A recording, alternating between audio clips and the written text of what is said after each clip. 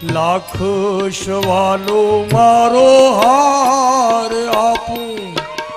આપું રે તુજને દોરિયો આટલું મારા નાગથી છાનું આપું રે તુજને ચોરિયો હે જળ કમળ છાંડી જા પધારો પધારો જય શ્રી સચ્ચિદાનંદ સ્વામી અમારો ત્યાગ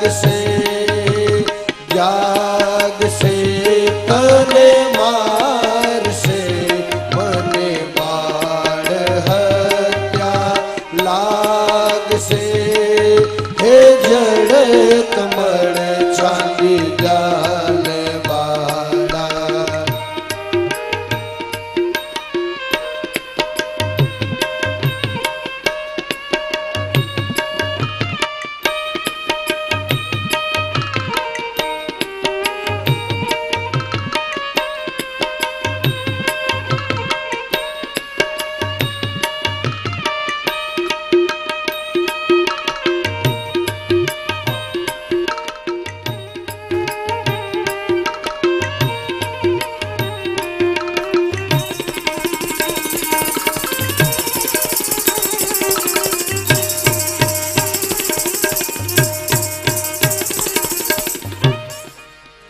લાલચ આપી છે કે હે બાળક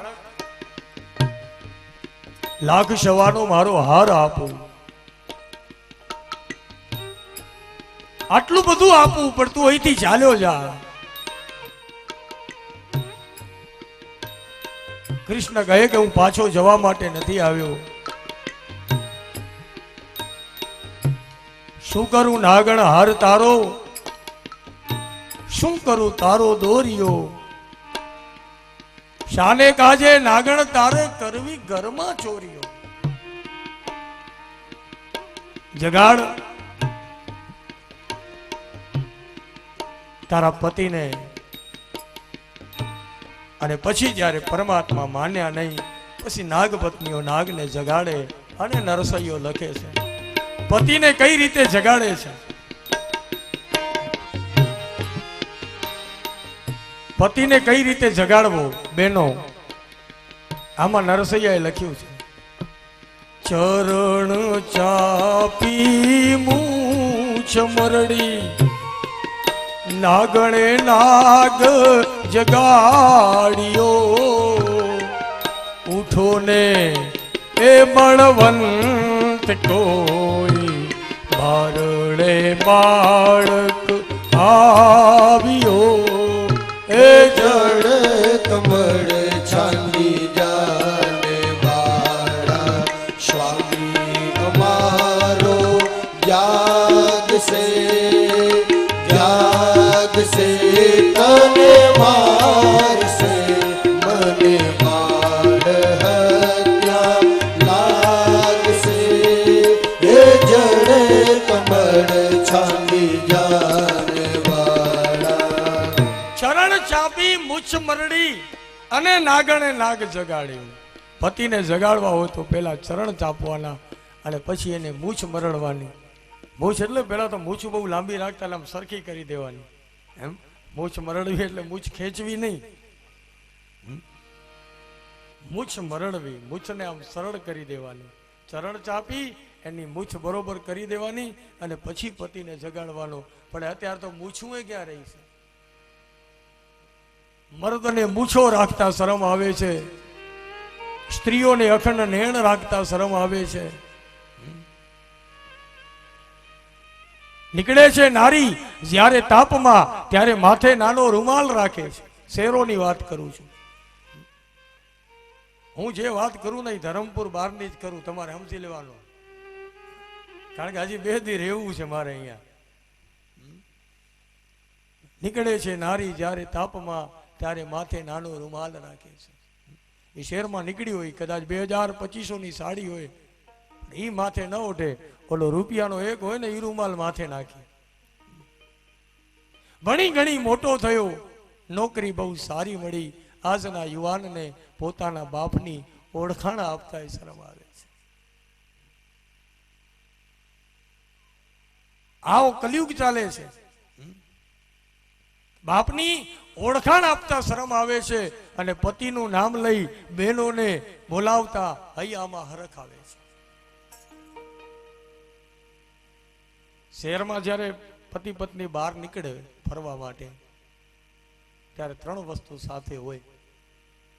એક બાબો, બીજી બેગ અને ત્રીજો બગલ થેલો.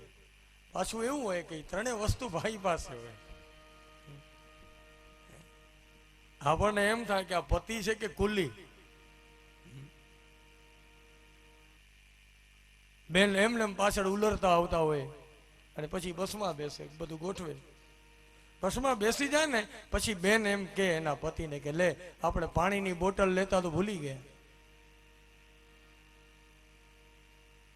એટલે ઓલો કંડક્ટર છે એ ઘંટડી વગાડે અને આ બાજુ ઓલો ભાઈ બસ પાણીની બોટલ લેવા ઉતર્યો હોય. એટલે આ બેન છે ને એ બારીમાંથી સીધી રાડ પાડે કે મુકેશ બસ ઉપડી. એટલે ગામડાની આપણી કોઈક આવી માળી બેઠી હશે, એને એમ કીધું કે આ મુકેશ તારો શું માસીનો દીકરો થાય છે? બોલે ના અમારા મુનિયાના પપ્પા છે. તો કે બેટા નામ લઈને બોલાવસ? કેમ ન બોલાવાય? ભણેલા હોય દલીલ બહુ કરે. અને ત્યારે ગામડાની માજી એમ બોલી હતી કે બેટા નામ એનો નાશ છે અને પતિનો નાશ ક્યારે પત્ની ઈચ્છે નહીં, એટલે પતિને નામ લઈને ન બોલાવે. આ આપણી સંસ્કૃતિ છે, આ આપણા સંસ્કારો છે. અને તમે તો બધા સંસ્કૃતિને વરેલા છો. આપણે યદુવંશ છીએ, જે વંશમાં ભગવાન કનૈયાએ આ જે લીલાઓ સવારથી હું કહી રહ્યો છું, આ બધી લીલાઓ તમારા વંશમાં જન્મીને જે કનૈયાએ કરી છે, આવો યદુવંશ આવો ને આવું ઉજળો રહે. એ જ અહીંથી આપ સૌને જ્ઞાન. અને આજ મારા પરમ મિત્ર વાસણભાઈ મારા અંગત મિત્ર છે અને એ આજે જ્યારે એ પધાર્યા છે ત્યારે એમને હું ખૂબ 2 દિવસ ત્યાં મેં તમને જે રાજધર્મ વિશે આજ 2 દિવસ ત્યાં હું તમને વાતો કરું છું કે રાજધર્મ કેવો હોવો જોઈએ. એટલે 2 દિવસ ત્યાં કાલ પણ મેં એના વિશે ચર્ચા કરી હતી. પરમ દિવસે પણ કહ્યું હતું કે જ્યારે આ નગારા વાગી રહ્યા છે 17 તારીખના, ત્યારે આ રાજધર્મ જે 2 દિવસ ત્યાં હું કહું છું સાચા અર્થમાં આપ સૌ એને નિભાવજો. અને આજની કથા એ વિરામ આપીએ એના પહેલાં જો તમારી ચૂંટણીની સંહિતા ન લાગુ પડતી હોય તો વાસણભાઈ એક કનૈયાનું ગીત બહુ સુંદર ગાય છે, મને ગમે છે. મારી કથામાં જ્યાં આવે ત્યાં ગાય છે. એટલે તમારી કોઈ સંહિતા જો લાગુ ન પડતી હોય તો કનૈયાનું ગીત આપણે એમના મુખેથી સાંભળીએ એવી વિનંતી છે. આવો ભાવ અને પ્રેમથી બોલીએ બાલકૃષ્ણ ભગવાન કી જય, ભાગવત ભગવાન કી જય, અંબે માત કી જય, સદગુરુ દેવ કી કી જય, સનાતન ધર્મ કી કી જય. પ્રેમથી બોલીએ નમઃ પાર્વતી પતયે હર હર મહાદેવ હર.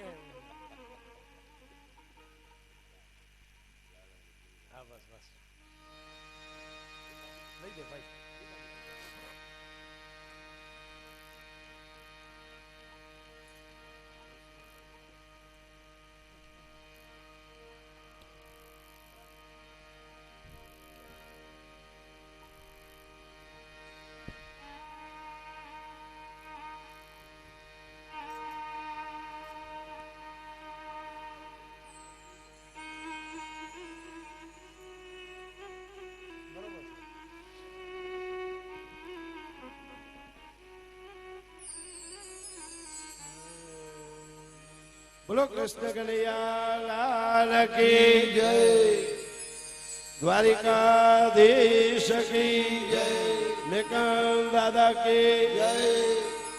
ધન્યવાદ. વ્યાસપીઠ પર બિરાજમાન મારા પરમ સ્નેહી અને આપણા કચ્છનું ગૌરવ અવિનાશજી મહારાજ વ્યાસપીઠના અને મહારાજશ્રીના ચરણોમાં વંદન. રણછોડભાઈ પરિવાર દ્વારા આજે જે ભાગવત સપ્તાહનું ધરમપર મુકામે આયોજન કરવામાં આવ્યું છે ત્યારે દર્શનનો લાભ લેવા માટે મારી મહારાજશ્રી સાથે રણછોડભાઈ સાથે વાત થઈ હતી, મનજીભાઈ સાથે. એક દિવસ અત્યારે કાતીહીરો છે અમારો, પણ કાતીહીરામાં ટાઈમ કાઢીને એક દિવસ આવીશ, કારણ કે આ લાલાના જો ગુણગાન ગાતા હશો ને તો એક જ જિંદગીમાં માણસને એ જ આધાર બનતો હોય છે. બાકી આ કલિકાલ યુગની બધી માયાઓ તો જિંદગી ભર રહેશે. અને પૂજ્ય મહારાજશ્રીનું જ્યારે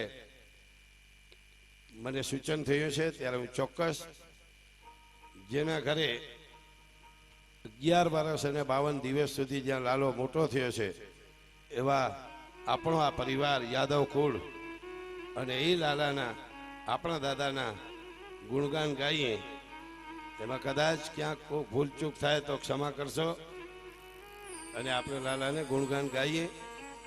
ઉપર લોકશાહીનું પર્વ આવે છે અને એ લોકશાહીના પર્વમાં 17મી તારીખ છે. પૂજ્ય મહારાજશ્રી વાત કરી તેમ આ લોકશાહીના પર્વમાં ધર્મની સાથે સંસ્કૃતિની સાથે આપણે બધા રહીએ એવી મારી હૃદયપૂર્વકની વિનંતી. तेरी बंशी की धुन सुनकर मैं वृंदावन में आया हूँ. तेरी बंशी की धुन सुनकर मैं वृंदावन में आया हूँ. सब गाइए. बंसी की धुन सुनकर मैं वृंदावन में आया हूँ.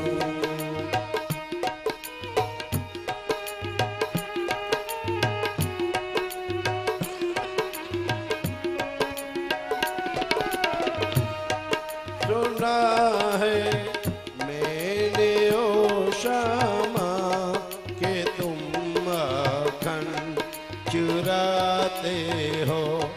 सुना है मैंने ओ श्यामा के तुम माखन चुराते हो. तेरे मक्खन चुराने को मैं मटकी साथ लाया हूँ. तेरे माखन चुराने को मैं मटकी साथ लाया हूँ. तेरी बंशी की धुन सुनकर मैं वृंदावन में आया हूँ. तेरी बंशी की धुन सुनकर गाइए, सब गाइए. मैं आया हूँ. श्री राधे.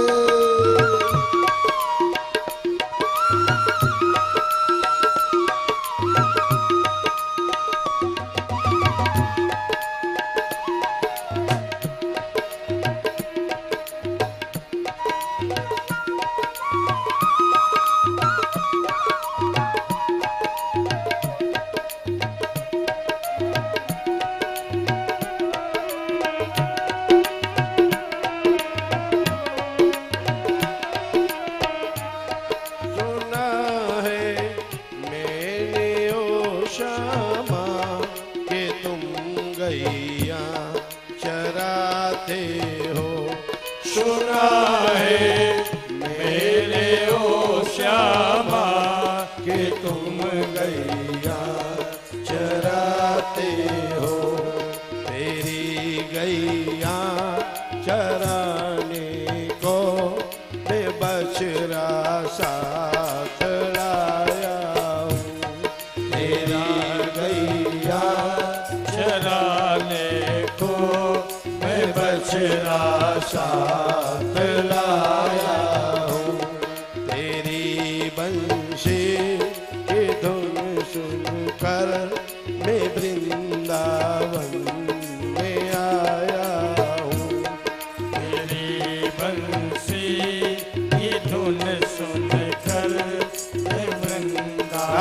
રાધે મેં આયા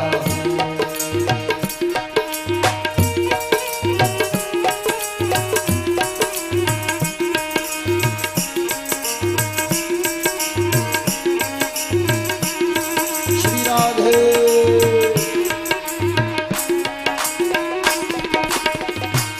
सुना है मैंने ओ श्यामा कि तुम रास रचाते हो सुना है मैंने ओ श्यामा कि तुम रास रचाते हो तेरे रास रचाने को मैं सखियां साथ लाया हूँ तेरे रास रचाने को मैं सखियां साथ लाया हूँ तेरी बंसी की धुन सुनकर मैं वृंदावन में आया हूँ तेरी बंसी की धुन सुनकर मैं वृंदावन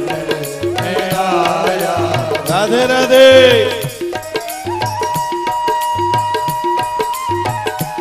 श्री राधे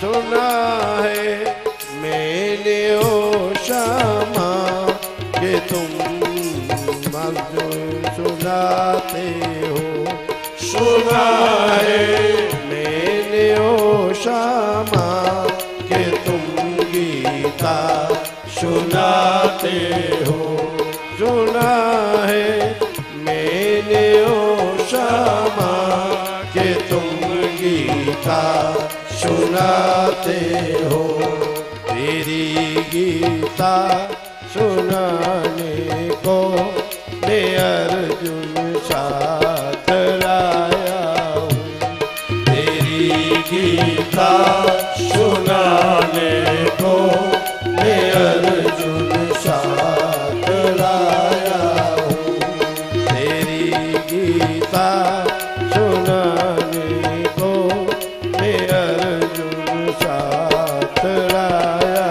हूँ तेरी गीता सुनाने को मैं अर्जुन साथ लाया तेरी बंशी की धुन सुनकर मैं वृंदावन में आया हूँ तेरी बंसी की धुन सुनकर मैं वृंदावन में आया हूँ मैं वृंदावन में आया हूँ मैं धर्मपुर में आया हूँ मैं धर्मपुर में आया हूँ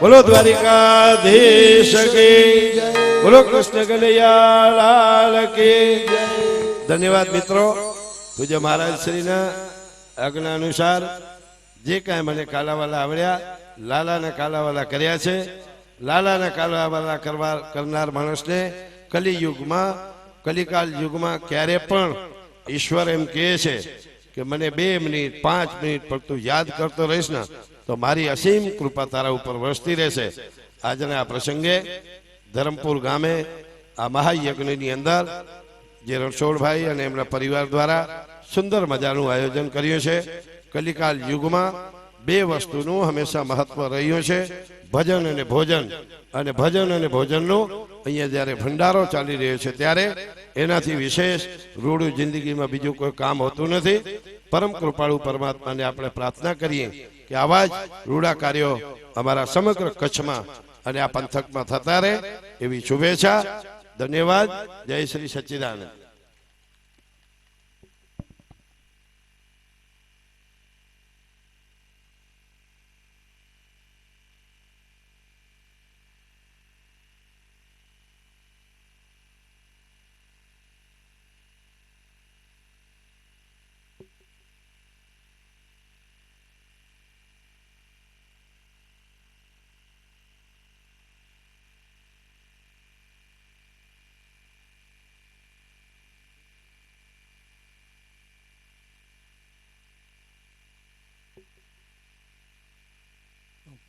કથા શ્રવણ પ્રસંગે ગામથી બહાર ગામના જે ભાવિક ભક્તો પધાર્યા છે એમને બપોરનો ભોજન રૂપી પ્રસાદ અહીં જ લેવાનો છે. કોઈ પ્રસાદનો ત્યાગ અનાદર કરે નહીં. ભાગવતજીનો પ્રસાદ છે. આવી આ યજમાન પરિવારની આપ સૌને નમ્ર વિનંતી છે. हेलो बोलो श्री भागवत भगवान की जय, कृष्ण कन्हैया लाल की जय। व्यासपीठ पर विराजमान प्रात समरणीय आदरणीय श्री अविनाश जी महाराजना चरण में मारा कोटि कोटि नमस्कार। साथ आचार्य पद पर श्री नवीन भाई महाराज ने पण मारा नमस्कार। साथे हमारा गौर महाराज साथे बीजा जे महाराजो बैठा छे, साधु संतो बैठा छे, तेना चरण में हमारा नमस्कार। कारण के अमारा ए परिवारना एक आमंत्रणे मांडीने पधारेल एवा कच्छना मंत्री लाडीला ज्यारे वासणभाई पधार्या छे तो अमारा उत्साह में घणो वधारो थयेल छे। तो ए निमित्ते हूँ पण वासणभाई ने खूब प्रेम भाव थी अमारा कुटुंब थी हूँ एमने आवकारू छूं। साथे पधारेला सर्वे मेहमानो, कारण के नाम ली तो घणा छे पण समय ने अभावे आपे स्वागत तो करवू ज पड़े। तो प्रथम पूजनीय एवा श्री रायपरना संत श्री नारायणपुरी बापू જ્યારે અહીંયા પધાર્યા છે તો નારાયણપુરી બાપુને અમારી નમ્ર વિનંતી કે અહીં આગળ આવી જાઓ। તો રણછોડભાઈને હું વિનંતી કરીશ કે શ્રી નારાયણપુરી બાપુનું સ્વાગત કરે। રણછોડભાઈ જરાક જગ્યા કરી આપજો।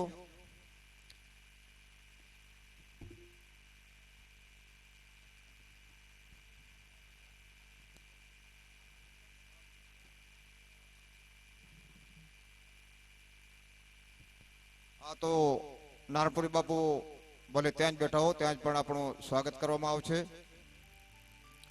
અને એવા જ જે સંત તરીકે પણ જે ગણતરી છે એવા લક્ષ્મીમાં જે ગામ ઢોરીથી પધારેલ છે તો શાંતિબેન રણછોડભાઈને હું વિનંતી કરીશ કે શ્રી પૂજનીય લક્ષ્મીમાનું સ્વાગત કરે। શાંતિબેન રણછોડભાઈ जे श्री लक्ष्मी मानु स्वागत करे।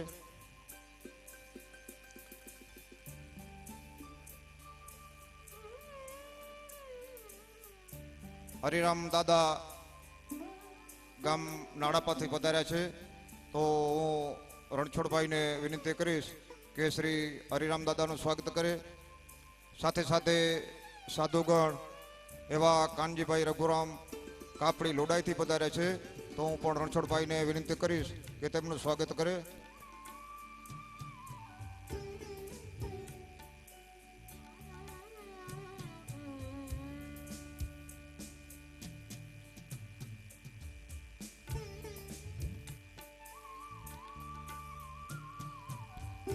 आ मारो आमंत्रणे मांड आपी अने अमारा उत्सव में वधारो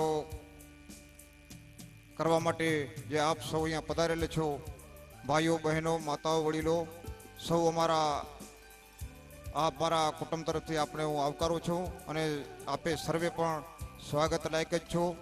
तो कारण के स्वागत विधि थया पछी प्रेमने भावे अमुक स्वागत लेवामां आवशे, अमुक पण बपोर पछी पण लेवामां आवशे। कारण के सर्वे मारा स्वागत लगे छो, मैंने स्वागत करवा पण अमारी जरूरी छे।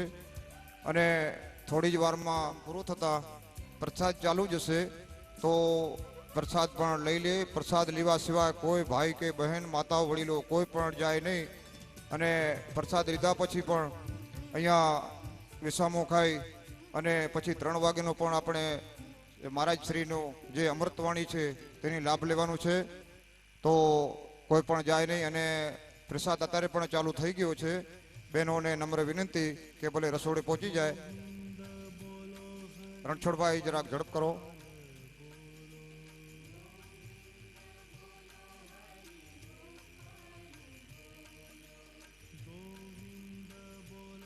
આદરણીય એવા કચ્છના મંત્રી અને જે અમે આહિર સૌજન્યનો ગૌરવ લઈ શકીએ એવા રતનાલ ગામના આપણા સૌના લાડીલા એવા વાસણભાઈ આહિર જે અહીં અમારા ઉત્સવમાં વધારો કરવા આવેલ છે, તો હું રણછોડભાઈ ભગતને વિનંતી કરીશ કે શ્રી મંત્રીશ્રીનું સ્વાગત કરે. વાસણભાઈ આહિર જરાક અહીંયા આગળ આવી જાઓ મહેરબાનીથી. હા, વાસણભાઈ આહિર જે અહીંયા હાજર છે, તો હું રણછોડભાઈને વિનંતી કરીશ કે શ્રી વાસણભાઈનું પ્રેમ ભાવથી સ્વાગત કરે.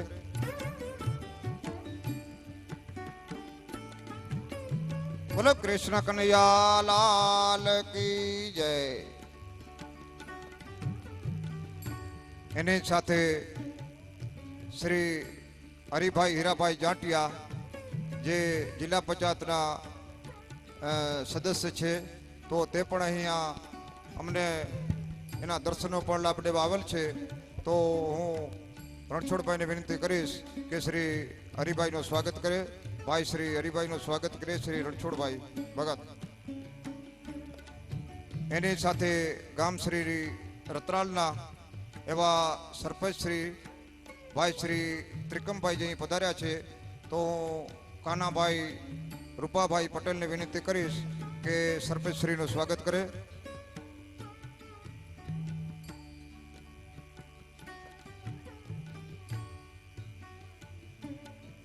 એવા જ તાલુકા પંચાયતના જે મેમ્બર છે શ્રી આલાભાઈ બચ્ચુભાઈ આહિર, એ પણ અહીં જઈ પધાર્યા છે, તો હું મનજીભાઈને વિનંતી કરીશ કે શ્રી આલાભાઈનું સ્વાગત કરે. આલાભાઈ આહિર, ગામ ધણેટી. બોલો કૃષ્ણ કનૈયા લાલ કી જય. ભાઈ શ્રી સતીશભાઈ સાંગા જે ઉદ્યોગપતિ છે અને સદસ્ય પણ છે, તે અહીં પધાર્યા છે, તો શ્રી મુમવારાથી આવેલ છે, તો હું શ્રી રણછોડભાઈને વિનંતી કરીશ કે શ્રી સતીશભાઈનું સ્વાગત કરે. રણછોડભાઈ ભગત જે સતીશભાઈનું સ્વાગત કરે.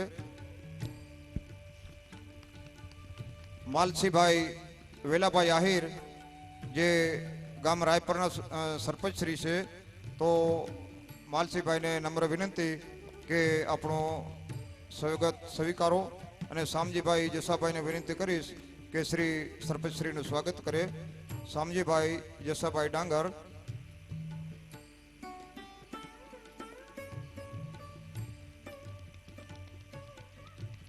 ત્રિકમભાઈ રવાભાઈ સરપંચ શ્રી મોખાણા. ત્રિકમભાઈ રવાભાઈ સરપંચ શ્રી મોખાણા એ પણ અહીં પધારેલ છે, તો હું શ્રી રમેશભાઈ પાંચાભાઈને વિનંતી કરીશ કે શ્રી ત્રિકમભાઈ સરપંચ શ્રી મોખાણા વાળાનું સ્વાગત કરે.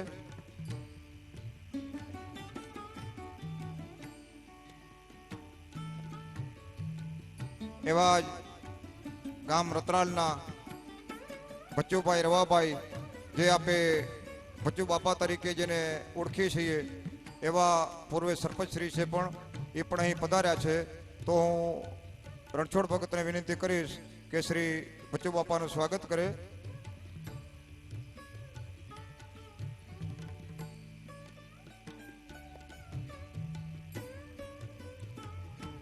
વાઘજીભાઈ આહિર. વાઘજીભાઈ આહિર જે પણ વાસણભાઈ સાથે જ પધાર્યા છે, તો હું ભરતભાઈ ભારમલભાઈ બધાને વિનંતી કરીશ કે શ્રી વાઘજીભાઈ આહિરનું સ્વાગત કરે. વાઘજીભાઈ આહિર જે રતનાલથી પધાર્યા છે, તો હું ભરતભાઈ બધાને વિનંતી કરીશ કે શ્રી વાઘજીભાઈનું સ્વાગત કરે.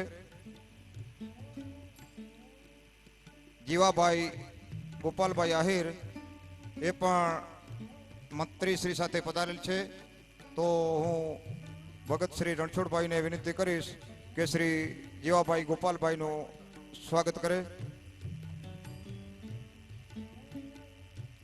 ખીમજીભાઈ રામજીભાઈ આહિર નિંગાડવાડા એ પણ અમારા આમંત્રણને માંડીને પધારેલ છે, તો હું રણછોડભાઈને વિનંતી કરીશ કે શ્રી ખીમજીભાઈ રામજીભાઈ આહિર નિંગાડવાડાનું સ્વાગત કરે.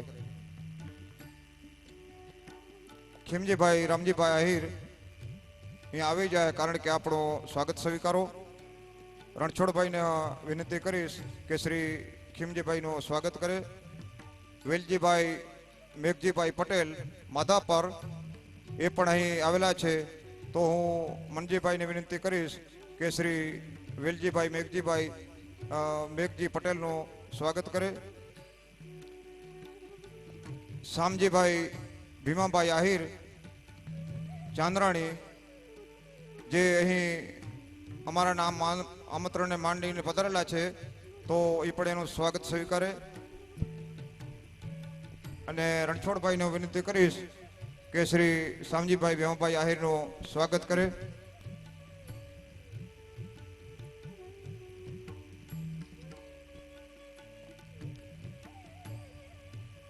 કારણ કે તેમને અભાવે હવે સ્વાગત જેનું સ્વાગત કરવું છે એવા તો ઘણા છે ને સ્વાગત જરૂરથી કરશો, પણ કારણ કે પ્રસાદનો પણ ટાઈમ થઈ ગયો છે, તો બપોર પછી જ્યારે 3 વાગે આપણી કથા શરૂ થશે એના પાછળ જે આપણો સન્માનનો જે ટાઈમ છે એના ઉપર આપણે સ્વાગત કરશું. તો અત્યારે સર્વેને ખાસ નમ્ર વિનંતી કે પ્રસાદ લઈ લે. અને જે રાત્રે દાંડિયા રાસનો આયોજન કરેલ હતો તેમાં જે ગૌદાન માટે પૈસા આવેલ છે તેની આપણે જરાક જાણ કરું. 2 લાખ રૂપિયા શ્રી માવજીભાઈ શામજીભાઈ પટેલ મોરગરવાડા તરફથી, 2100 રૂપિયા હરિભાઈ ભીમાભાઈ ડાંગર નાડાપા, 2100 રૂપિયા કાનજીભાઈ નારણભાઈ લાખોંદ, 1001 રૂપિયો ગોપાલભાઈ રૂપાભાઈ નોખાણિયા, 1001 રૂપિયો રમાભાઈ કાનાભાઈ વરચંદ દગાડા, 1051 રૂપિયા મણવર ધારા નોગા ચોબારી, 1100 રૂપિયા ભૂરાભાઈ વાઘાભાઈ ડાંગર હીરાપર, 1100 રૂપિયા વાલજીભાઈ ગોપાલભાઈ જાટિયા મમવારા, 1150 રૂપિયા નિરોણા ગામવતી, 1100 રૂપિયા રતાવેરા મીઠા પસવારિયા, 1100 રૂપિયા કાનજીભાઈ નારણભાઈ છાંગા, 15000 રૂપિયા શ્રી ભીમાભાઈ રાણાભાઈ ગામ ધાણેટી. તો આ રાત્રે એટલો પૈસો થયેલ છે. તો કારણ કે રાત્રે પ્રોગ્રામ પણ સારું હતું અને આવતીકાલે પણ સંતવાણીનો પ્રોગ્રામ રાખેલ છે, તો સર્વેને ખાસ નમ્ર વિનંતી કોઈ પ્રોગ્રામ પણ પધારે.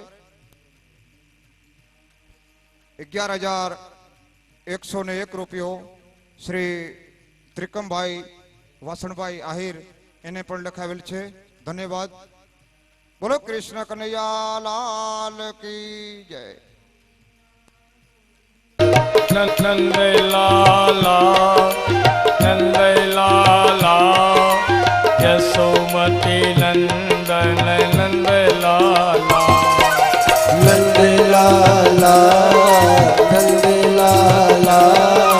યશોમતી નંદન નંદલાલા ગોપાલા ગોપાલા દેવકી નંદન ગોપાલા ગોપાલા ગોપાલા દેવકી નંદન ગોપાલા યશોમતી નંદન નંદલાલા યશોમતી નંદન નંદલાલા વકી નંદન ગોપાલા યશોમતી નંદન ગોપાલા યશોમતી નંદન નંદલાલા યશોમતી નંદન નંદલાલા દેવકી નંદન ગોપાલા દેવકી નંદન ગોપાલા યશોમતી નંદન નંદલાલા યશોમતી નંદન નંદલાલા દેવકી નંદન ગોપાલા દેવકી નંદન ગોપાલા યશોમતી નંદન નંદલાલા યશોમતી નંદન નંદલાલા દેવકી નંદન ગોપાલા દેવકી નંદન ગોપાલા યશોમતી નંદન નંદલાલા યશોમતી નંદન નંદલાલા દેવકી નંદન ગોપાલા દેવકી નંદન ગોપાલા યશોમતી નંદન નંદલાલા યશોમતી નંદન નંદલાલા દેવકી નંદન ગોપાલા દેવકી નંદન ગોપાલા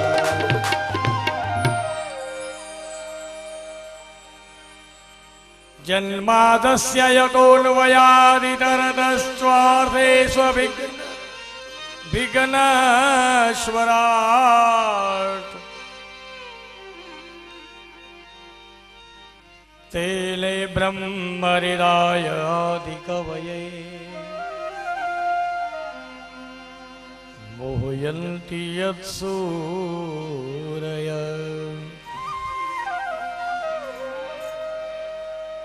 તેજો વારિમૃદાં યથા વિનિમયો યત્ર ત્રિસર્ગો મૃષા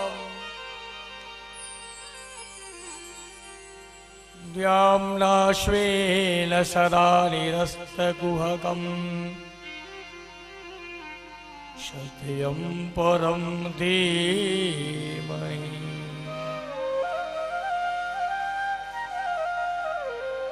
સત્યં પરમ ધીમહિ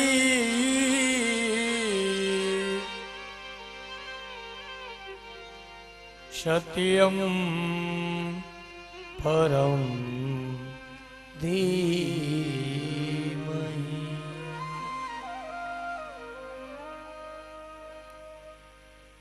આવો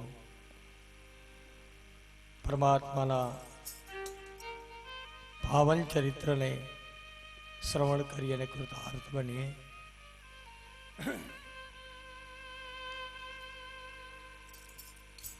ગંગાના કિનારે શ્રી સુખદેવજી મહારાજ રાજા પરીક્ષિતને ભગવત કથા કહી રહ્યા છે. નૈમિષારણ્યમાં શુદ્ધ પુરાણીજી મહારાજ શૌનક ઋષિઓને કથા સંભળાવી રહ્યા છે.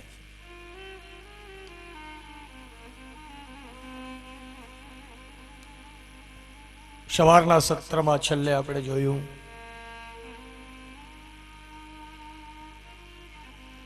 ભગવાને કાલી નાગનું દમન કર્યું.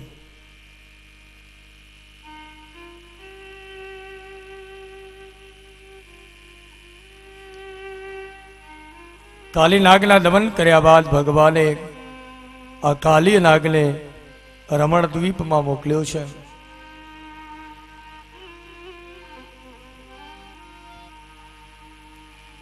યમુનાજીના ધરામાંથી પરમાત્મા જ્યારે બહાર આવ્યા, કાલી નાગના ફણા પર ઉભા રહીને માં યશોદા ભેટી પડ્યા. લાલા, આવી રીતે યમુનાના ધરામાં ધબકા મરાય? તને બીક ન લાગી?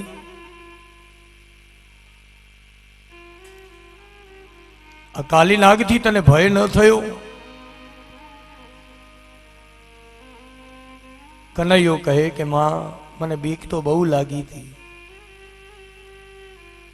પણ હું અંદર ગયો અને મને કાલી નાગે પૂછ્યું કે કોનો દીકરો છો? મેં એમ કહ્યું કે હું યશોદાનો દીકરો છું. ત્યાં તો કાલી નાગ ગભરાઈ ગયો અને મને એમ કીધું કે હાલ તો મારે તને સામેથી મૂકવા આવવું પડશે. જુઓ, યશ યશોદાને આપે છે. આ છે ભગવાન.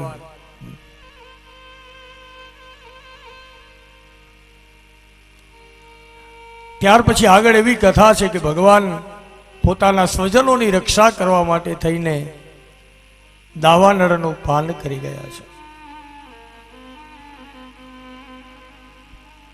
પ્રલંબાસુરનો વધ કર્યો છે અને પછી વર્ષા ઋતુ આવી. અહીં કને વર્ષા ઋતુનું વર્ણન આવે છે,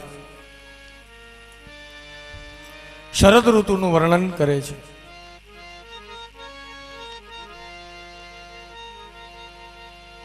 અને ત્યાર પછી કથા આવે છે વેણુ ગીતની. ભગવાન ગાયો ચરાવવા જાય છે, વેણુ નાદ કરે છે, અને ત્યારે ગોકુળમાં રહેલી ગોપીઓ કનૈયાને યાદ કરે છે.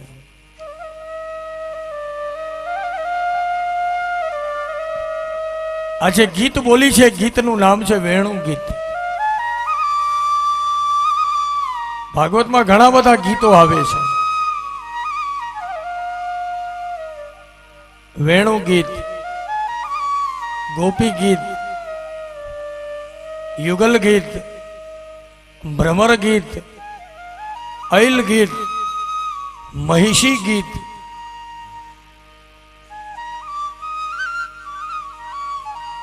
આ પહેલું આવે છે એ વેણુ ગીત આવે છે.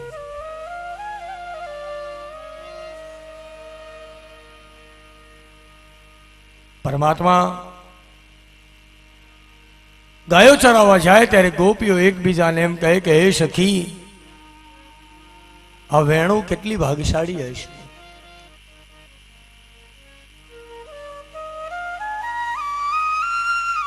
પરમાત્મા આ વેણુને પોતાના હોઠ ઉપર સ્થાન આપે છે.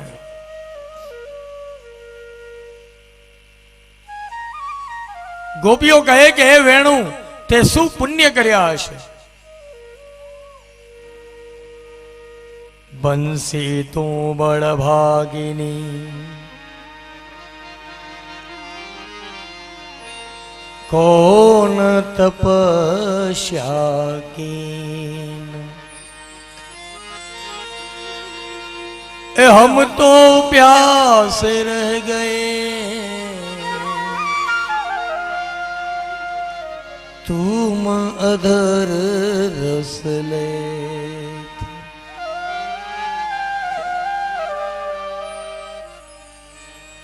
हे वेणु,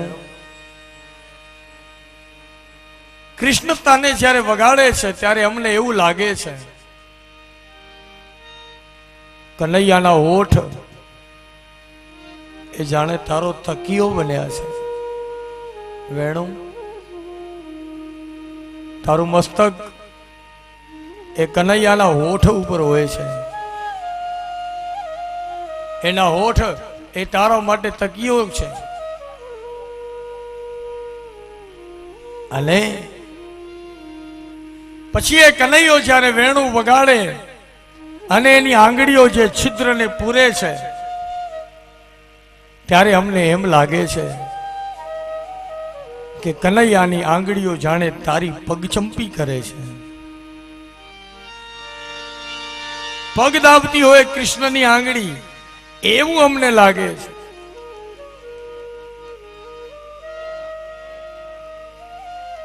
કૃષ્ણ વેણુ વગાડે છે ત્યારે કનૈયાના વાંકડિયા વાળ જે ઝૂલે છે, ગોપીઓ કહે કે અમને ત્યારે એમ લાગે છે કે આ વાળ ઝૂલે છે ને વેણુ જાણે તને વાસરો નાખતા હોય.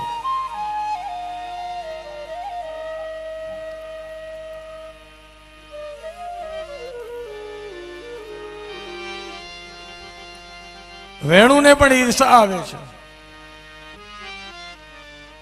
એ જાણે એમ કહેતી હોય કે અમે આ ગોપી થઈ એના કરતા અમે વેણુ થઈ હોત તો કનૈયાના હોઠ ઉપર અમને કાયમ સ્થાન મળત.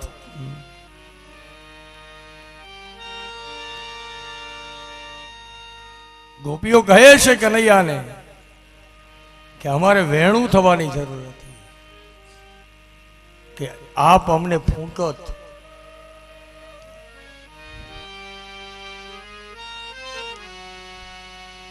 અને આપણે ત્યાં તો આખા લોકગીતોમાં વણ્યું છે, ગોપીઓની ભાવના કવિઓ લખે. મારા શ્યામ થઈને ફૂંકો, મારા શ્યામ, મારા શ્યામ થઈને ફૂંકો, મને વાંસળી બનાવો શ્યામ થઈને ફૂંકો મને વાંસળી બનાવો પછી આપ થઈને વ્યાપો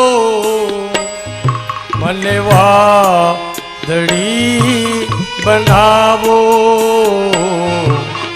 શ્યામ થઈને ફૂંકો મને વાંસળી બનાવો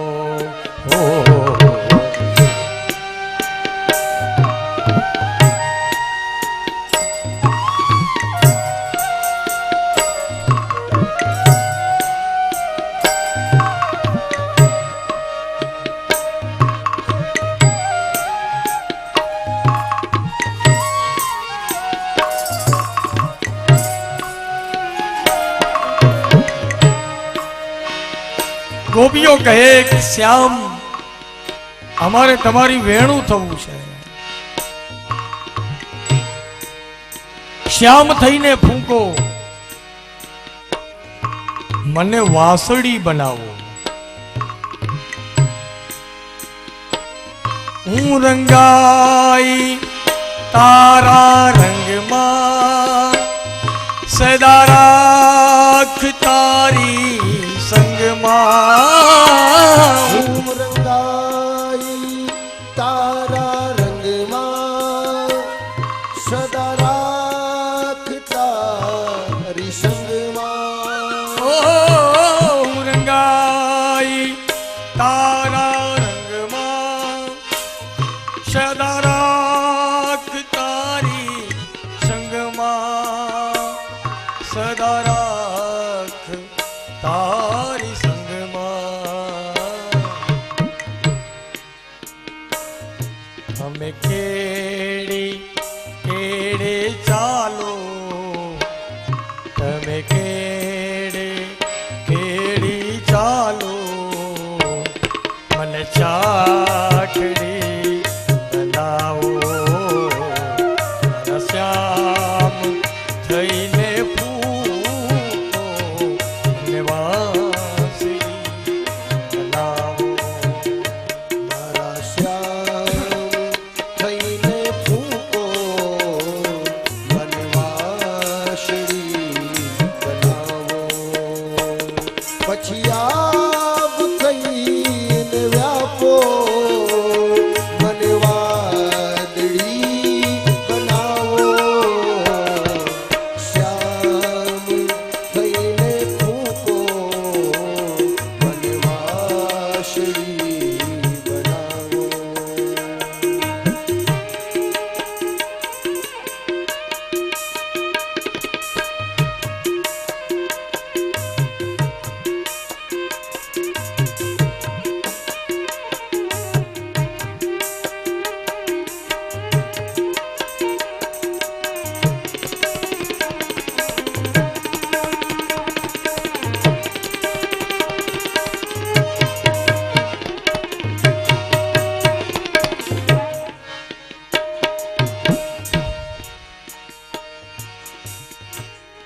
હું રંગાઈ તારા રંગમાં સદા રાખ તારી સંગમાં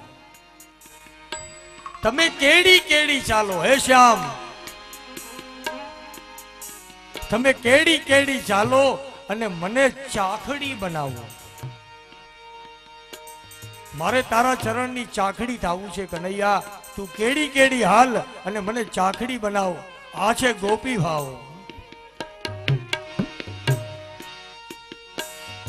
તમે આંખમાં વસો છો સદા શ્વાસમાં છો તમે આંખમાં વસો છો સદા શ્વાસમાં શ્વસો છો સદા શ્વાસમાં શ્વસો છો અમે તો એ તમને જોશું અમે તો એ તમને જોશું ભલે આંધળી નાવો હવે તો તમને જોશું આંધળી બનાવો શ્વાસ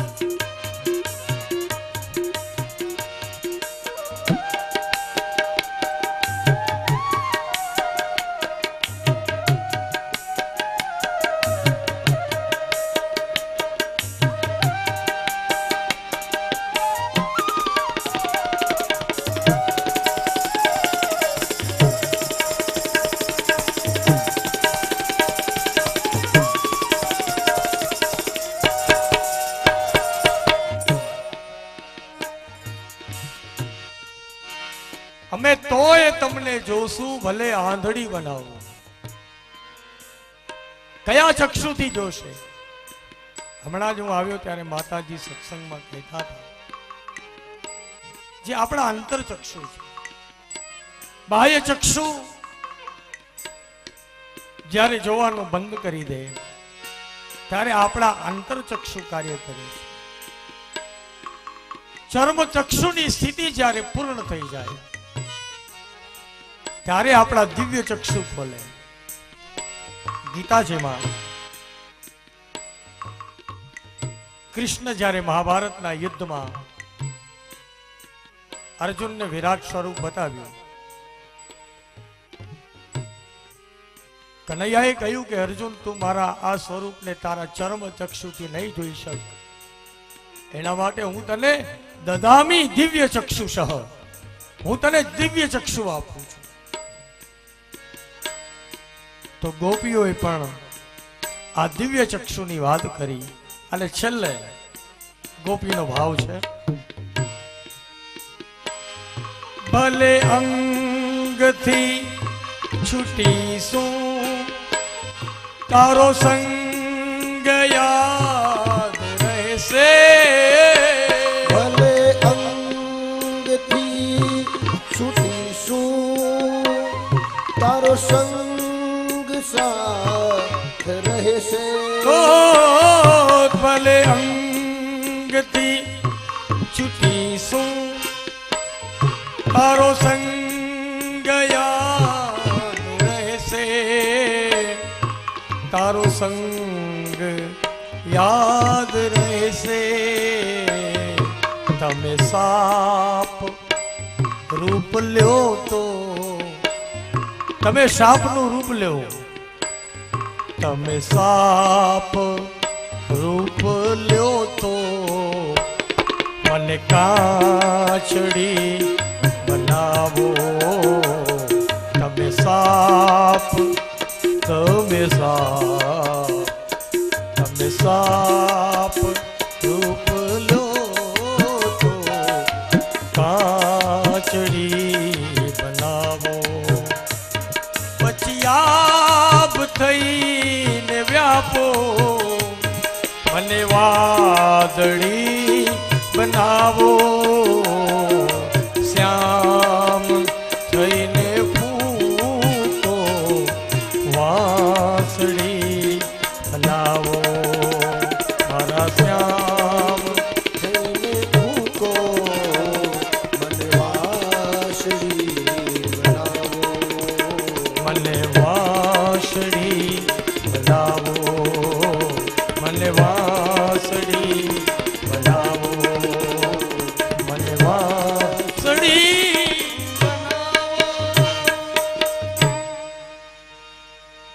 તો અહીં કને ગોપીઓ પણ વેણુ ગીતમાં આ જ વાત કરી કે કનૈયા વેણુ તું કેટલી ભાગ્યશાળી છો કે કનૈયાનો હોઠ તારા માટે તકિયાનું કામ કરે છે હે વેણુ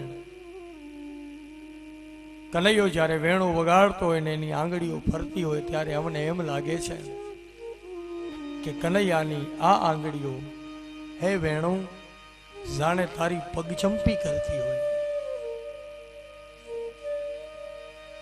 એ વેણુ વગાડે અને કનૈયાના જે વાંકડિયા વાળ ઝૂલે છે ત્યારે અમને એમ લાગે છે કે વેણુ આ વાંકડિયા વાળ એ તને જાણે વાયરો નાખતા હોય, વાસરો નાખતા હોય.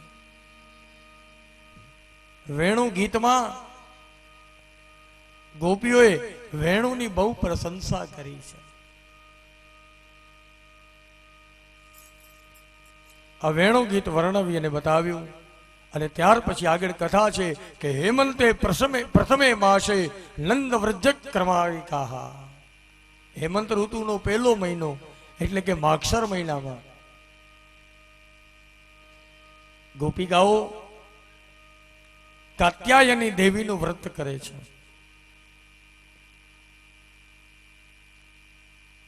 વ્રત બહુ સુંદર કરે છે, ભગવાને જોયું, પણ થોડી ભૂલ થાય છે. શું? બોલે વસ્ત્રહીન સ્નાન કરે છે, જે વરુણ દેવનો અપરાધ થાય છે. ગોપીઓને જ્ઞાન આપવા માટે પરમાત્મા પધાર્યા છે. ગોપીઓ સ્નાન કરતી હતી, ભગવાન આવી અને આ વસ્ત્રને લઈ ગયા છે. આપણે ત્યાં આ કથાને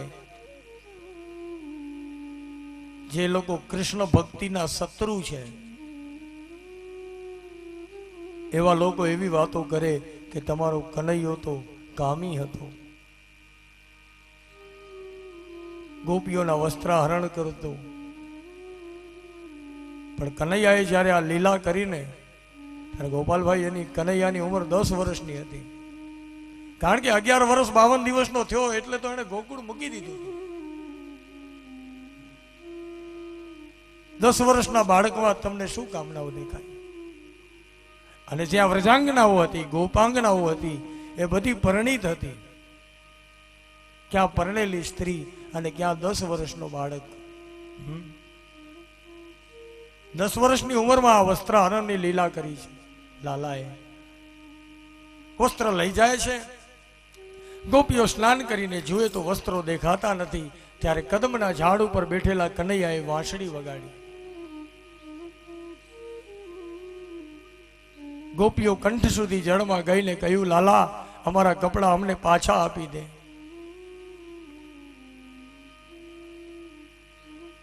કૃષ્ણએ કહ્યું કે ગોપીઓ, તમે વ્રત બહુ સુંદર કરો છો, પણ આ થોડો અપરાધ થાય છે. ગોપીઓ બે હાથ જોડીને ક્ષમા માંગી કે વાલા, હવે આવી ભૂલ અમારાથી ક્યારે નહીં થાય. કનૈયો વસ્ત્ર મૂકીને ચાલ્યો ગયો. ગોપીઓ વસ્ત્ર પરિધાન કરી અને કનૈયો જે આગળ ઉભો હતો ત્યાં કને આવીને ઘેરી વળી છે. કૃષ્ણને કહે કે આપ અમારી સાથે રાસ રમો. કનૈયો કહે કે અત્યારે એ સમય નથી, પણ જાઓ, હું તમને વચન આપું છું કે એક વાર હું તમારી સાથે શરદ ઋતુમાં અવશ્ય રાસ રમીશ.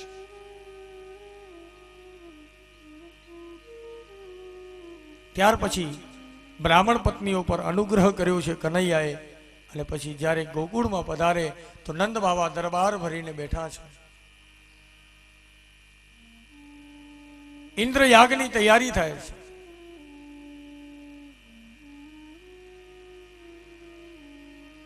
કનૈયો આવીને પૂછે, બાબા શું છે?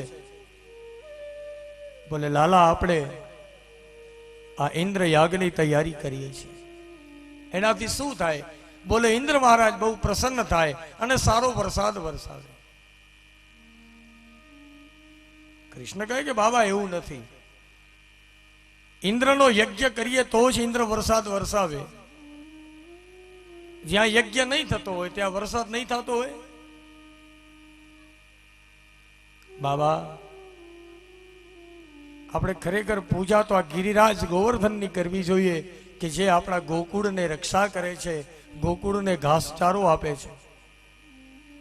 એટલે ગોવાળિયાઓ બધા કૃષ્ણમય હતા. ગોવાળીઓ કહે કે કનૈયો કહે એ વાત સાચી છે. ત્યાં તો બધાય ગોવાળિયાઓએ હાથ ઊંચા કરી દીધા કે કૃષ્ણ કહે એ જ વાત યોગ્ય છે. ઇન્દ્ર યાગ બંધ થયો. એટલે બદલે હવે બધા ગોવર્ધન યજ્ઞની તૈયારીમાં લાગી ગયા. સૌ વ્રજવાસીઓ ગાડા ભરી ભરી અને ગિરિરાજના શરણે આવ્યા છે. એ ગિરિરાજ ઉપર દૂધનો, દહીંનો, મધનો, ઘીનો, સાગરનો, સુગંધી દ્રવ્યનો અભિષેક કર્યો છે. સૌએ ગિરિરાજની પરિક્રમા કરી છે. ગિરિરાજને 56 ભોગ અને અન્નકૂટ ધરાવ્યા છે. ગિરિરાજનો જય જયકાર કર્યો છે. અને આ બાજુ ઇન્દ્રને ખબર પડી કે એક કૃષ્ણ જેવા ગોવાળિયાના કહેવાથી નંદ બાબાએ મારો યજ્ઞ બંધ કર્યો.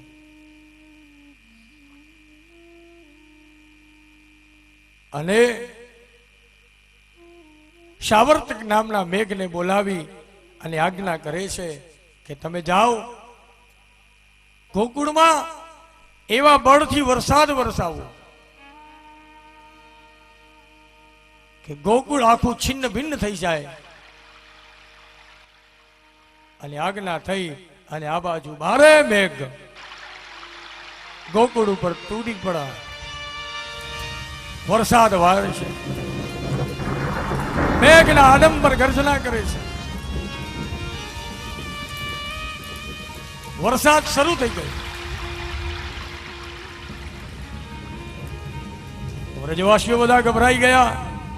સીધા કનૈયાના શરણે આવ્યા. બોલે, કનૈયા જો આ ઇન્દ્ર રૂઠ્યો છે, આ વરસાદમાં બધું તણાઈ જશે. કૃષ્ણ કહે કે હું શું કરું? આપણે ગિરિરાજની ગોવર્ધનની પૂજા કરી છે, હાલો બધા ગોવર્ધનના શરણે. બધા ગોવર્ધનના શરણે આવ્યા. ગોવાળિયાઓને ફરતા ઉભા રાખીને કહ્યું કે લાકડી ભીડાવો, આપણે ઊંચો કરીએ અને બધા એની નીચે હાલ્યા જશું. બધાએ લાકડીના ટેકા ભરાવે અને બળ કરો, બધાએ બળ કરે. અને આ બાજુ ભગવાન એક જમણા હાથના ટચલી આંગળીથી ગિરિરાજને ધારણ કર્યા. બધા ગોવાળિયાઓ લાકડીઓના ટેકા ભરાવ્યા. બધા વ્રજવાસીઓ અંદર આવી ગયા. ટેકા ભરાવીને ઉભા છે. મધ્યમાં પરમાત્મા. થોડી વાર સુધી તો આમ બધું બરોબર હાલ્યું. પછી ગોવાળિયાઓને અભિમાન થયું કે આ ઉપાડ્યું આપણે છે, આપણા ખભા ચલાઈ ગયા છે લાકડીના ટેકા ભરાવીને. અને ભગવાન વચમાં ખાલી ટચલી આંગળી અડાડીને ઉભા છે, મશ્કરી કરે છે. બધા એકબીજા સામે જોઈને દાંત કાઢવા માંડ્યા. ભગવાન સમજી ગયા કે આ મશ્કરી થાય છે. એટલે ભગવાને ગોવાળિયાઓને કહ્યું કે ગોવાળિયાઓ ટેકો બરોબર ભરાવી રાખજો. મારો હાથ જરા પકડાઈ ગયો છે ને, તો હું જરા હાથ બદલાવી લઉં. એટલે ગોવાળિયાઓ કહે કે કનૈયા, હાથ બદલાવાની ક્યાં વાત કરસ તું? એમને મદબ વાળીને ખાલી ઉભો રહે. આ ટચલી આંગળીથી શું થાય? પર્વતને તો અમે ધારણ કર્યો છે, હાથ લઈ લે. એટલે ભગવાન જ્યાં હાથને ધીરે ધીરે આમ નીચે લેવા જાય ત્યાં તો ગોવર્ધન આખો નીચે બેસવા લાગ્યો. લાકડીઓના ટેકા ભરાવ્યા હતા એ ભાંગીને ભૂક્કો થઈ ગઈ. ગોવાળિયાઓ બૂમો પાડે કે કૃષ્ણ તારી જલ્દી ટચલી આંગળી રાખ, નહીતર દબાઈને મરી જવાના. ભગવાને 7 રાત્રિ સુધી ગિરિરાજને ધારણ કર્યા છે. રામ અવતારમાં આ ગોવર્ધન પર્વતને જે વરદાન આપેલું એ ભગવાને આ કૃષ્ણ અવતારમાં પૂર્ણ થઈ. કારણ કે જ્યારે સેતુ બંધનું કામ ચાલુ હતું અને પછી પર્વતો એટલા બધા વધી ગયા, પથ્થરો એટલા બધા વધી ગયા, એટલે હનુમાનજી એમ કીધું કે હવે પથ્થરની કોઈ આવશ્યકતા નથી. હવે કોઈ પથ્થર લઈ આવે તો એને રામ દુહાઈ છે. ગોવર્ધન કહે કે મારો તો એકનો તો ઉપયોગ કરો. હનુમાનજી ગોવર્ધનની ભાવના લઈ રામ પાસે ગયા. રામે કહ્યું કે આજ અવતારે તો એને ના પાડી દો, કારણ કે રામ દુહાઈ ફરી ગઈ છે.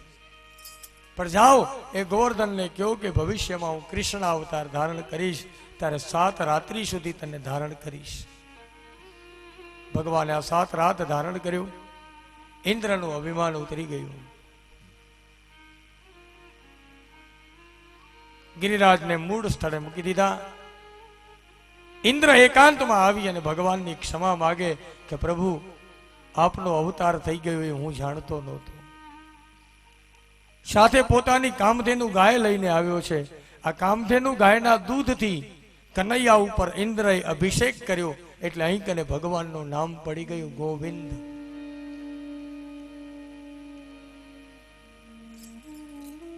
ગિરિરાજ ઉત્સવ થયો અને ત્યાર પછી રાસ પંચાધ્યાયની કથા આવે છે. શરદ ઋતુ આવી. શરદ ઋતુમાં ફરી કનૈયાએ વૃંદાવનમાં વેણુનાદ કર્યો છે. આ વેણુ સાંભળી અને ગોપીઓ બધી પાગલ થઈ છે, દોડી છે.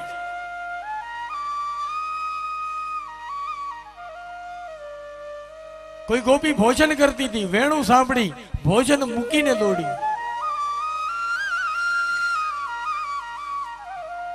કોઈ પતિની સેવા કરતી હતી, વેણુ સાંભળી પતિને સેવા મૂકી દોડી. કોઈ પોતાના બાળકોને સુવડાવતી હતી, વેણુ સાંભળી બાળકોને મૂકીને દોડી.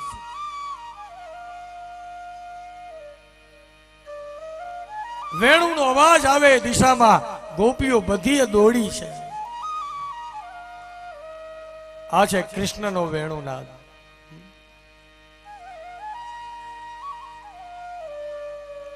એવા કામણ કર્યા છે આ મોરલી, આ વેણુએ.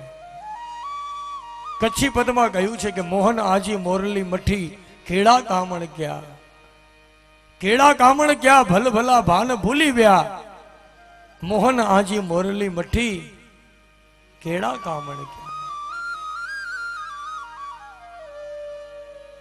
ગોકુળ ગામજી ગોપીએ જા ચિત ચર્યા થયા, ગોવારિયા પણ ભાન ભૂલીને રંગ મેં રંગી વ્યા. મોહન આજી મોરલી મઠી, ખેડા કામણ ક્યાં. ગોપીઓ આવી અને કનૈયાને ઘેરી વળી છે.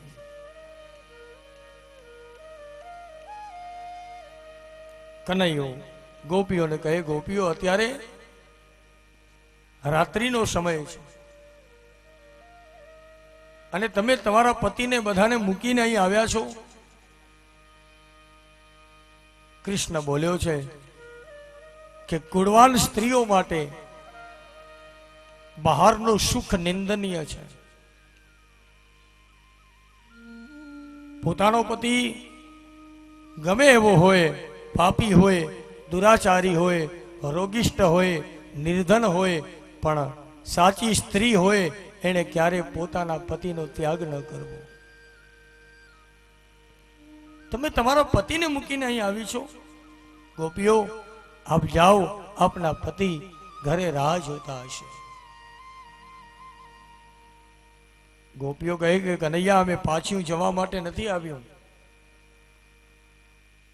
તમે અમને વચન આપ્યું હતું કે શરદ ઋતુમાં તમારી સાથે રાસ રમીશ.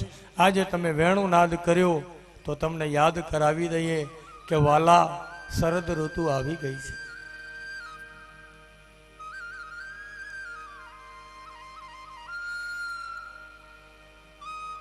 કનૈયો ઊભો થયો,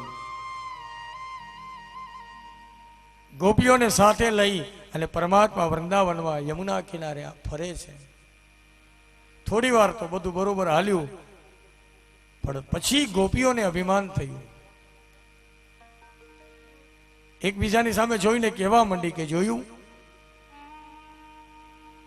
આપણે જ્યારે આવ્યું ત્યારે આપણને એમ કીધું કે તમે જાઓ, તમે જાઓ, તમે જાઓ, અને હવે કેવું આપણા હારે ફરે છે.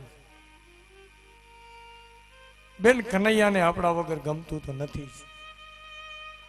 ભગવાન વિચારમાં પડી ગયા કે આ તો આને અભિમાન આવ્યું. ગોપીઓનું અભિમાન દૂર કરવા માટે ભગવાન રાધાજીને સાથે લઈ અને ગોપી મંડળમાંથી અદ્રશ્ય થઈ ગયા.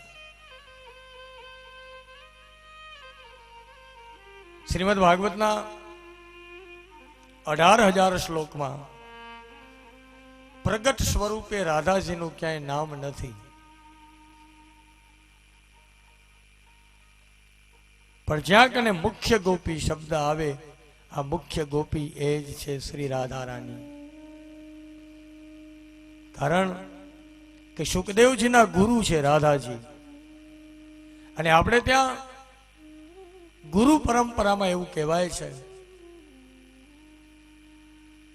કે શિષ્યએ ગુરુનું નામ ન લેવું. મેં સવારે કહ્યું એવી જ રીતે જેમ સ્ત્રી છે એ પોતાના પતિને નામ લઈને ન બોલાવે, એ રીતે ગુરુ એ પણ પતિ છે એટલે ગુરુનું નામ લઈને ન બોલાવે.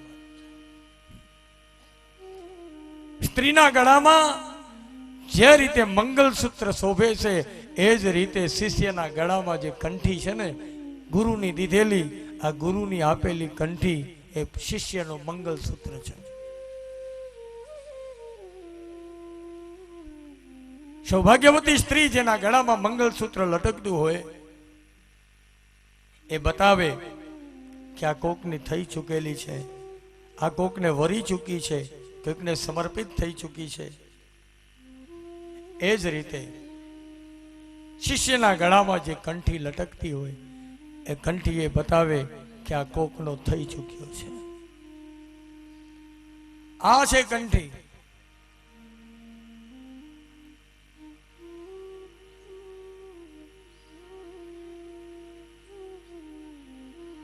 સ્ત્રીના ગળામાં મંગલસૂત્ર જોઈ અને કોઈ પુરુષ જેમ ખરાબ દ્રષ્ટિ ન કરી શકે, એ જ રીતે શિષ્યના ગળામાં જે ગુરુની આપેલી કંઠી લટકતી હોય ને એ જોઈને માણસ બોલતા 7 વાર વિચાર કરે. આની સામે જેવી તેવી વાતો નહીં થાય. આપણા વસ્ત્ર, આભૂષણ, અલંકાર, આપણો દેખાવ આ જોઈને જ સામેવાળો વિચાર કરે કે આના હારે કેવી રીતની વાત કરવી. આ કંઠીનો પ્રભાવ છે. શહેરમાં છે ને ઘણા લોકો કૂતરા પાડે છે.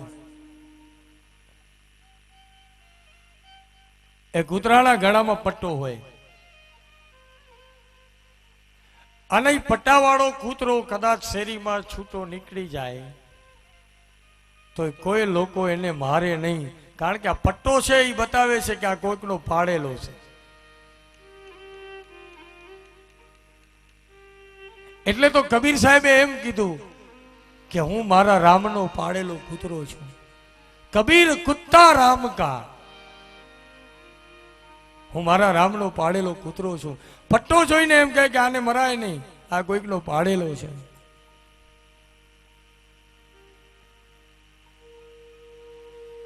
તો ગુરુ પરંપરામાં શિષ્ય છે એ ગુરુનું નામ ન લે. ગુરુ એટલે ભગવાન. એટલે જય બોલીએ તો આપણે એમ કહીએ સદગુરુ દેવ કી જય, સદગુરુ ભગવાન કી જય.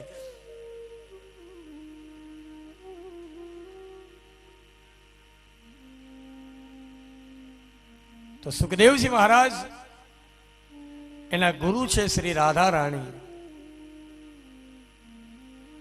અને પાછું એવું છે કે સુખદેવજી રાધાજીનું નામ લે એટલે સુખદેવજીને સીધી 6 મહિનાની સમાધિ લાગી જાય.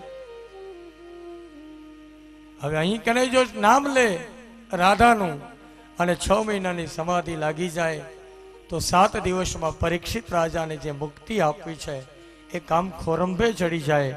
એટલા માટે પ્રગટ રૂપે રાધાજીનું નામ નથી, પણ જ્યાં મુખ્ય ગોપી શબ્દ આવે એ જ છે શ્રી રાધિકા. દેવી ભાગવતમાં, દેવી ભાગવતના 7મા સ્કંદમાં આખું રાધાજીનું ચરિત્ર આવે છે. નમસ્તે પરમેશાની, દેવી ભાગવતમાં લખ્યું નમસ્તે પરમેશાની રાસમંડલવાસિની રાસેશ્વરી નમસ્તેસ્તુ કૃષ્ણ પ્રાણાધિક. દેવી ભાગવતના 7મા સ્કંદના 1લા અધ્યાયનો આ પહેલો શ્લોક. એમાં આખું રાધાજીનું ચરિત્ર છે કે ભગવતી જગદંબા એના તેજમાંથી 2 સ્વરૂપ પ્રગટ થયા. એક થયા શ્રી રાધાજી અને બીજું સ્વરૂપ એ લક્ષ્મીજી. આ જગદંબિકાના શરીરમાંથી રાધા અને લક્ષ્મીનું પ્રાદુર્ભાવ થયું છે. અને દેવી ભાગવતમાં તો ત્યાં સુધી લખ્યું છે કે જગદંબાના શરીરના એક એક રૂવાડામાંથી એક એક સ્ત્રી શક્તિ પ્રગટ થઈ, એ જ આ બધી ગોપીઓ.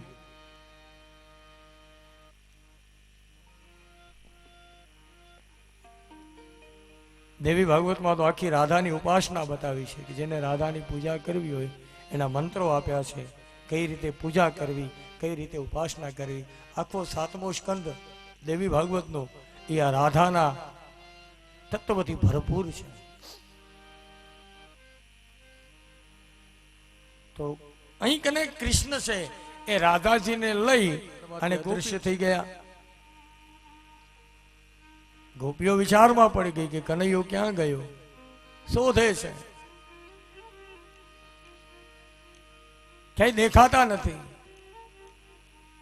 ફૂલ કહે ભમરાને ભમરો વાત વહે સ્પંદનમાં, માધવ ક્યાંય નથી મધુવનમાં. હવે આ બાજુ રાધાજીને લઈને નીકળ્યા એટલે થોડી વાર પછી રાધાજીને એવું અભિમાન આવ્યું કે કૃષ્ણ બધાયને મૂકી શકે પણ મને ક્યારે મૂકી શકે નહીં. જો બધાને મૂકી દીધી પણ મને તોય ભેગે લઈને આવ્યા છે. ભગવાન વિચાર કરે કે આ એકનું અભિમાન કાઢ્યું ત્યાં બીજીને આવ્યું. રાધાજીને તો પાછું એવું અભિમાન આવ્યું કે રાધાજી એમ બોલ્યા કે કનૈયા હવે હું થાકી ગઈ છું, મારાથી હલાય એમ નથી, મને તારા ખભા ઉપર બેસાડ. કૃષ્ણ કરતા રાધાજી ઉંમરમાં મોટા, વજનમાં પણ મોટા, ઊંચાઈમાં પણ મોટા, અને છતાંય રાધાજી એમ કે કનૈયા મને તારા ખભા ઉપર બેસાડ. તો રાધાજીનું અભિમાન નહીં તો બીજું શું?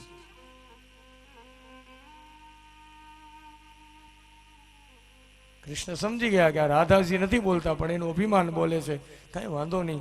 રાધાજીને કહ્યું કે એક કામ કરો, તમે આ ઝાડ ઉપર ચડી જાઓ, પછી ઝાડની ડાળી પકડી અને હું નીચે ઊભો રહું છું, ઝાડની ડાળી પકડી અને તમે સીધા મારા ખભા ઉપર આવી જાજો.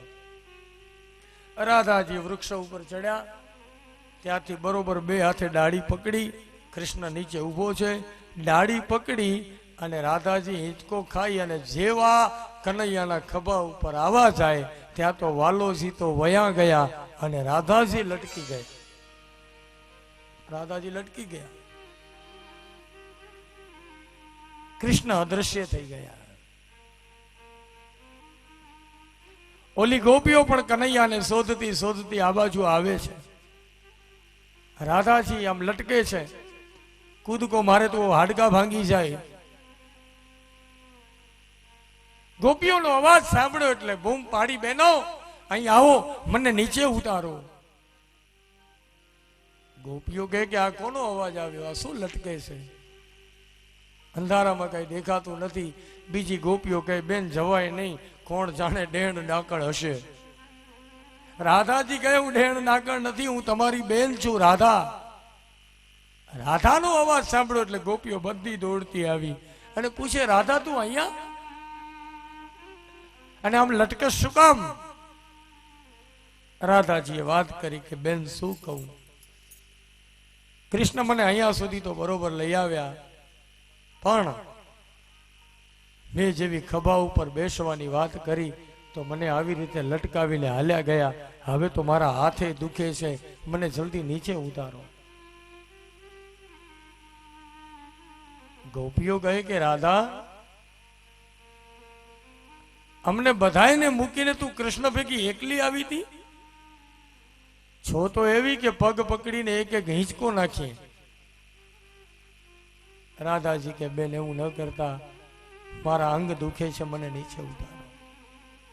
રાધાજીને નીચે ઉતાર્યા. પછી ગોપીઓ જ્યાં સુધી ચંદ્રનો પ્રકાશ દેખાય ત્યાં સુધી કૃષ્ણને શોધે છે પણ ક્યાંય કૃષ્ણ દેખાતા નથી. અને પછી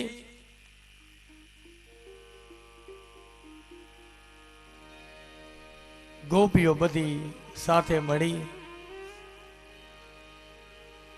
અને કનૈયાને યાદ કરે અને એક ગીત ગાય છે જેને ભાગવતમાં ગોપી ગીત કહેવાય છે. 19 શ્લોક છે. 19 શ્લોકમાં ગોપીઓ ગોપી ગીત ગાતા બોલે છે. આવો એક બે શ્લોક જોઈએ. જયતિ તેધિકમ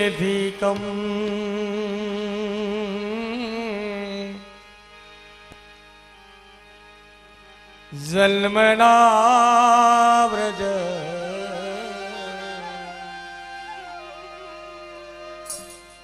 શ્રયત ઇન્દિરા સશ્વદ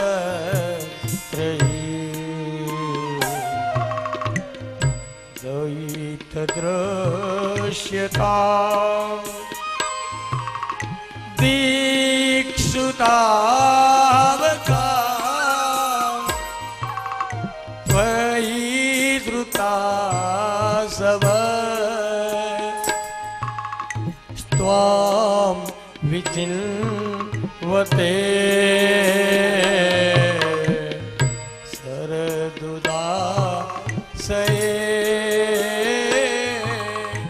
સાધુજાત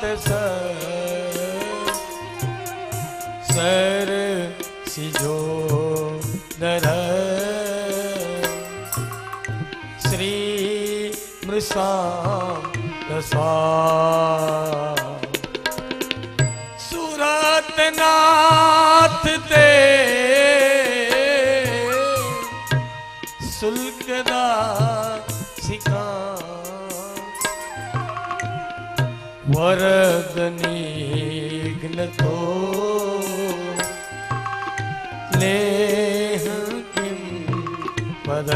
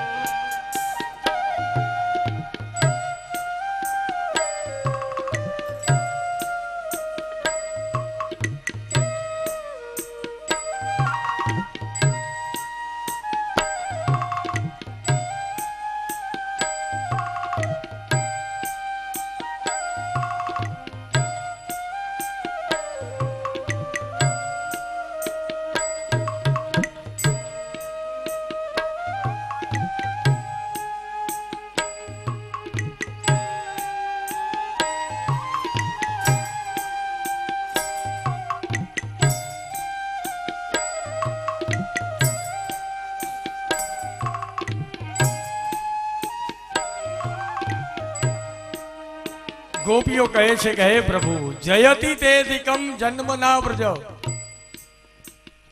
જ્યારથી તમારો જન્મ થયો છે વ્રજમાં ત્યારથી વ્રજનો જે જય જયકાર હતો એના કરતા પણ વધ્યો છે. કારણ શ્રયત ઇન્દિરા, ઇન્દિરા એટલે લક્ષ્મીજી, લક્ષ્મીજીનું નામ છે એક ઇન્દિરા. જ્યારથી તમે પ્રભુ ગોકુળમાં આવી અને અવતાર ધારણ કર્યો ત્યારથી લક્ષ્મીજીએ પણ વ્રજનું આભૂષણ બનેલ છે. પ્રભુ તમે આ રીતે અમને છોડીને ચાલ્યા ગયા છો.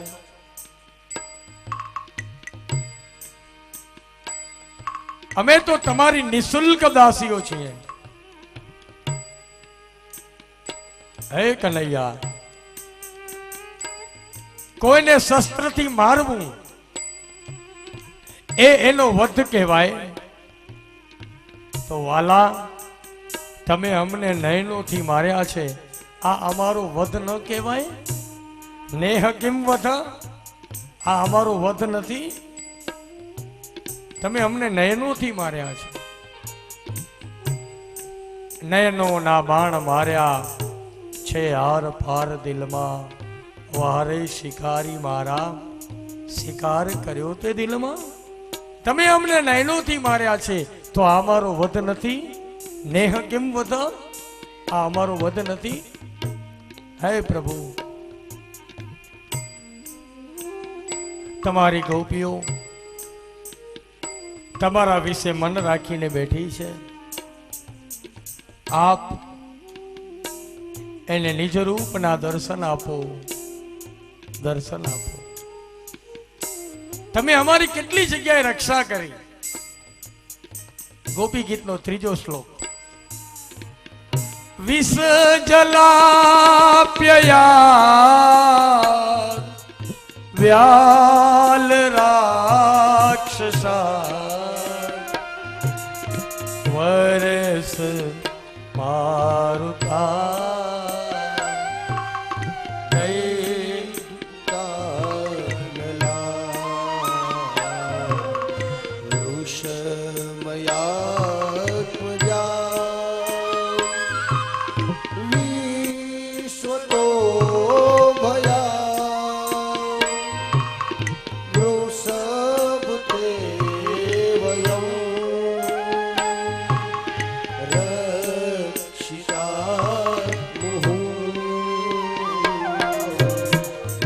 લખલુ ગોપિકા નંદનોત્તમ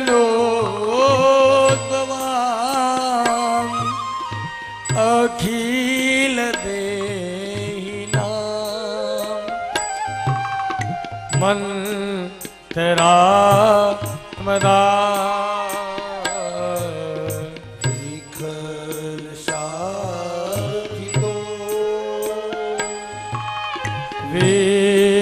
વિશ્વગુપ્ત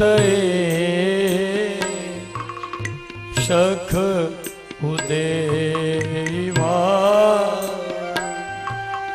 સાત્વતામ કુલે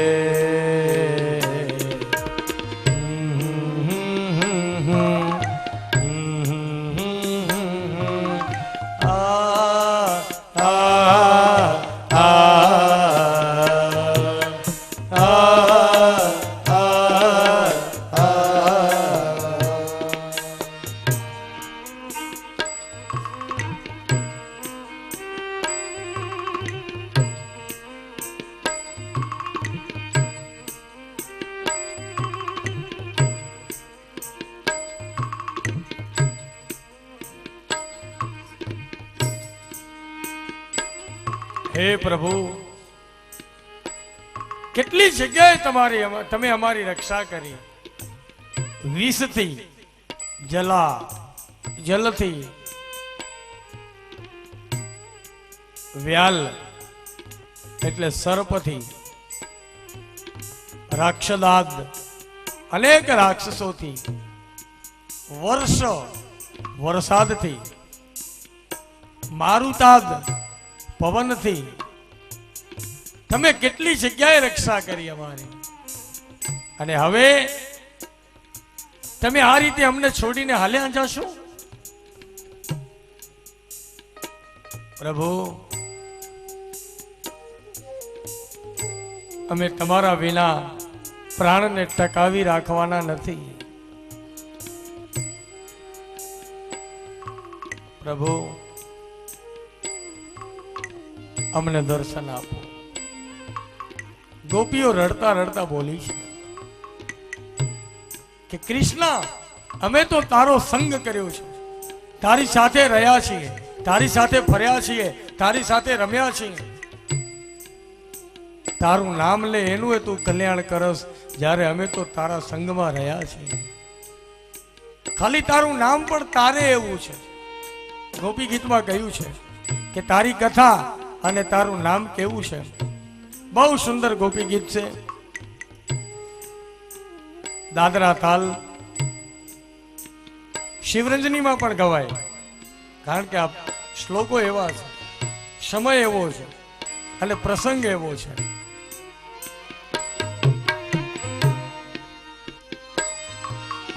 તવ કથામૃતમ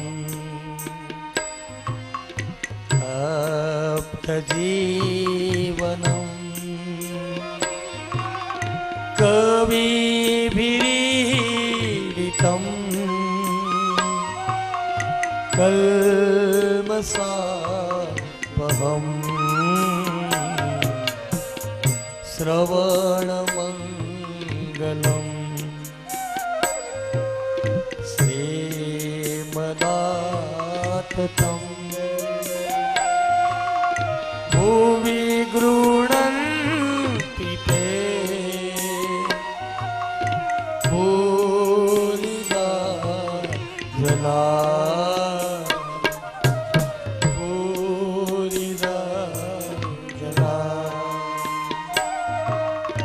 પ્રભુ